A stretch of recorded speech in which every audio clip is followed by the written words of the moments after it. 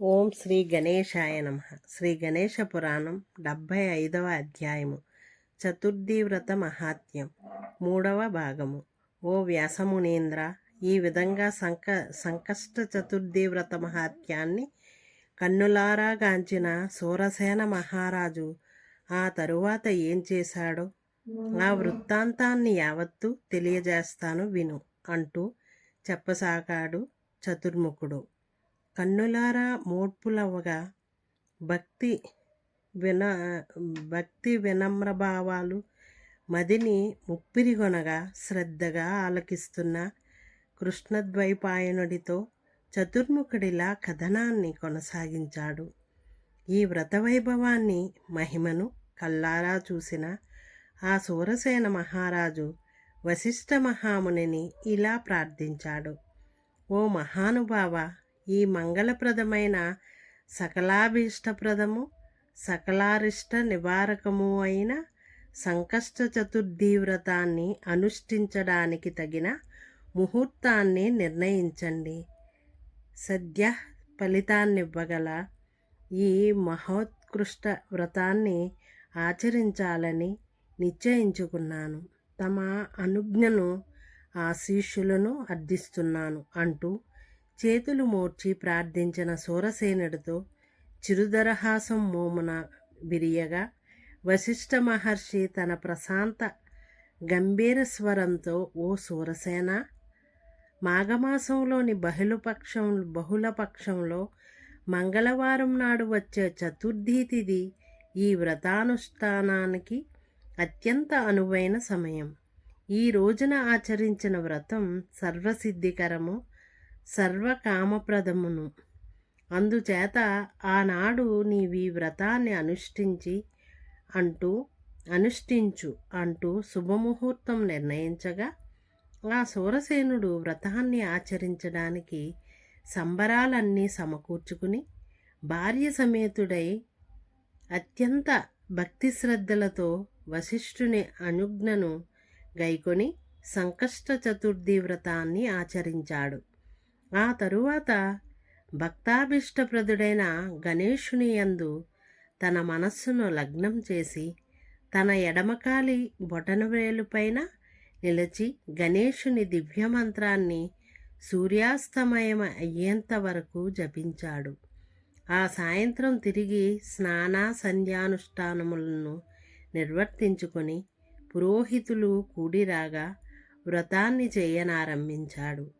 ఒక దివ్యమైన మంటపాన్ని అరటి స్తంభాలతో అలంకరింపచేసి శుభ్రమైన వస్త్రాలంకరములతోనూ ఛత్ర చామరాలతోనూ పుష్పమాలలతోనూ దీపమాలలతోనూ దానిని అలంకరింపచేసి మణికాంతులతో విలసిల్లుతున్న ఆ మంటపంలో సర్వకళ సద్వయాన్ని ఉంచి వాటిపై సర్వావయవ సంపూర్ణమైన బంగారు గణేశ ప్రతిమను ఉంచి ఆ ప్రతిమను కూడా అలంకరించి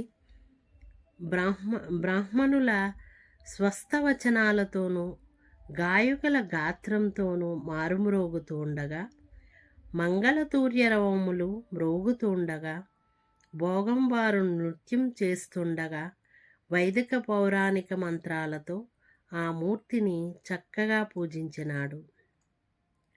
షోడశోపచారములు సమర్పించి పంచామృతములను గణేశునికి అత్యంత ప్రీతిపాత్రములైన మోదకములు, ఉండ్రాళ్ళు, అప్పాలు, లడ్లు, శర్కరతో కూడిన పాయసము, అనేక రకాల పచ్చళ్లను నైవేద్యముగా ఆ దేవదేవునికి సమర్పించి ఆచమనానికి చల్లటి పరిమళభరిత పానీయాలను గజాననుని సంతుష్టికై ఫలతాంబూలాలను సమర్పించాడు.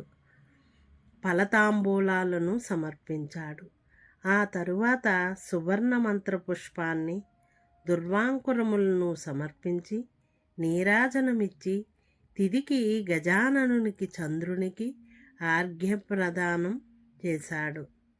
బ్రాహ్మణ భోజనాధికములు ముగిశాక వారిని శాస్త్రోక్త రీతిన సత్కరించి అప్పుడు తాను కూడా భుజించాడు. బ్రాహ్మణులకు 10,000 గోవులను దానమిచ్చి వస్త్రాలంకరణాదులతో తృప్తిపరిచాడు. ఆ రాత్రి శేషకాలమంతా నృత్యగీత వాద్యాధికములతో జాగరణ సలిపాడు.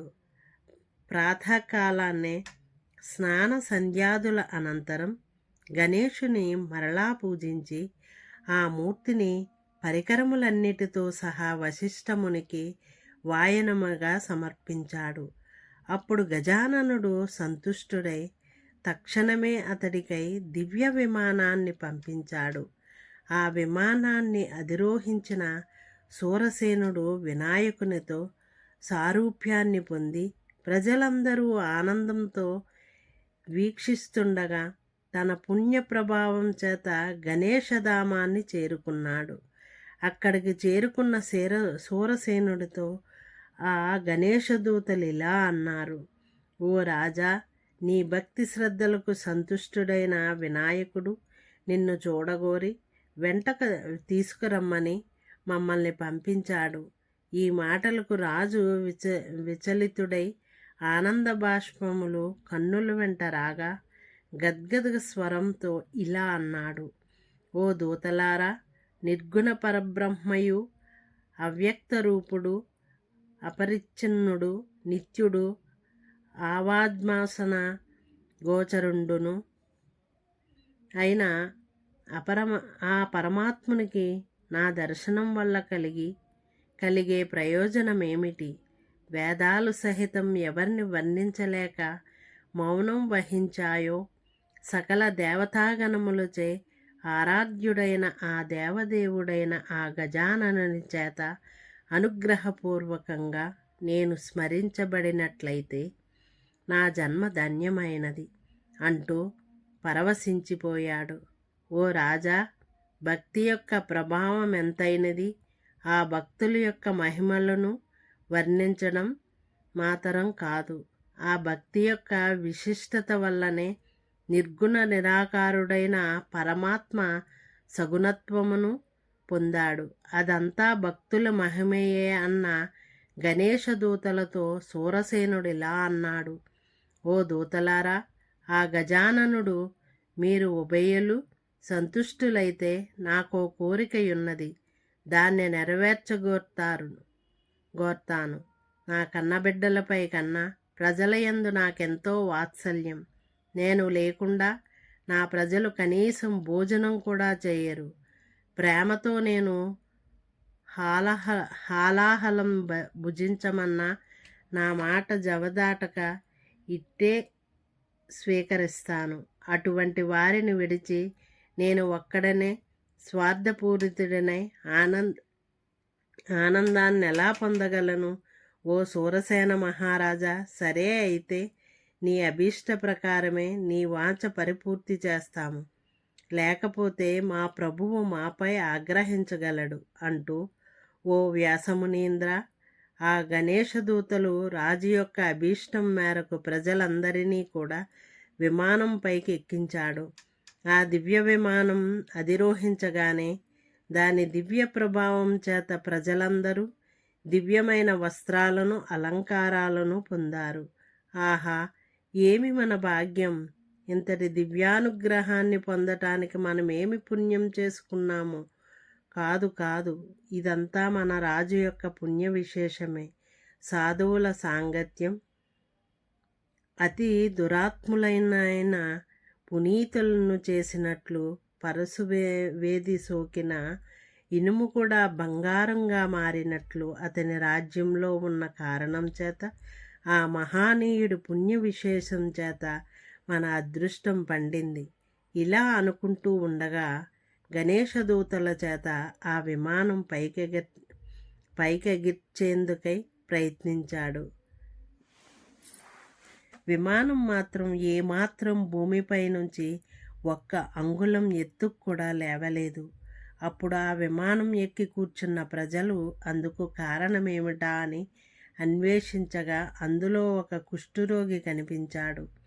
ఆ ప్రజలు ఆ కుష్ఠురోగిని విమానంలో నుండి దింపివేయమని, అలా చేస్తే నిరాటంకంగా ఆ దివ్య విమానం పైకెగరగలదని రాజును అభ్యర్థించారు.